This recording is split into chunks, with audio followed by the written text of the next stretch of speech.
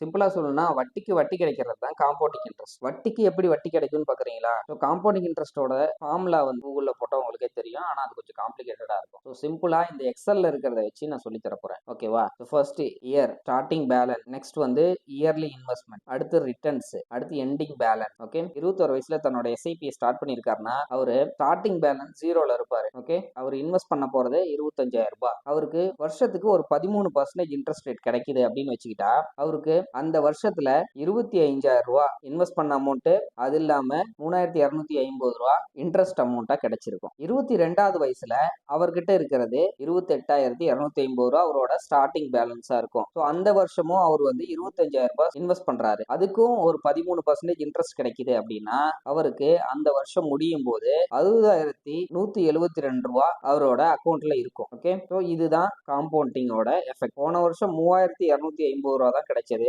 இந்த வருஷம் 28,250 ரூபாய் இருந்தது. கரெக்டா?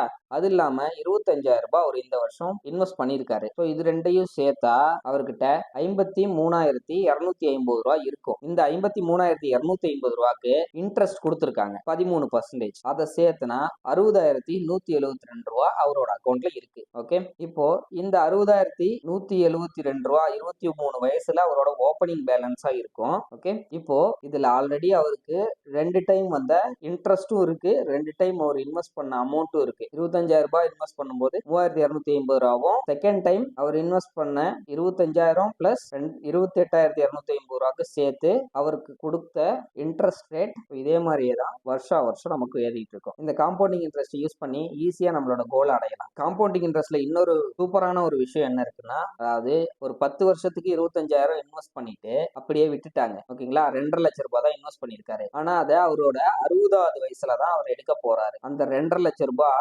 2,03,00,000 மாறி இருக்கு. ஓகேவா? ஸோ இதை வந்து ஒரு 5 வருஷத்துக்கு முன்னாடியே அவர் எடுக்கிறாருன்னு வச்சுக்கோங்களேன். 55வது வயசுலயே அவர் அதை எடுக்கிறாரு அப்படின்னா அவருக்கு 1,10,00,000 ரூபாய் தான் கிடைக்கும். ஓகேவா? ஒரு 5 வருஷம் வெயிட் பண்றதுக்கு அவருக்கு அப்படியே டபுளா 2 கோடி ரூபாய் கிடைக்குது. ஸோ இங்க பாத்தீங்கன்னா காம்பவுண்டிங் எஃபெக்ட் உங்களுக்கு எவ்வளவு பெரிய மேஜிக் பண்ணிருக்குன்னு தெரியும். புரியுதா? எந்த அளவுக்கு அதுக்கு டைம் கொடுக்குறோமோ அந்த அளவுக்கு காம்பவுண்டிங் இன்ட்ரெஸ்ட் தன்னோட மேஜிக்கை காட்டிக்கிட்டே இருக்கும். இது எல்லாமே ஃபார்முலா, எல்லாமே மேக்ஸ் தான். இதுல எந்த ஒரு மேஜிக்குமே கிடையாது. ஸோ இதனாலதான் ஆல்பர்ட் ஐன்ஸ்டீன் இந்த காம்பவுண்டிங் இன்ட்ரெஸ்ட்டை 8வது உலக அதிசயம்னே சொல்றாரு. ஸோ லாங் டேர்மா இன்வெஸ்ட் பண்றவங்களுக்கு இந்த காம்பவுண்டிங் இன்ட்ரெஸ்ட் ரொம்ப பெரிய சர்ப்ரைஸை கொடுக்கும். புரிஞ்சிருக்கும்னு நினைக்கிறேன். அப்புறம் நாளைக்கு பார்க்கலாம்.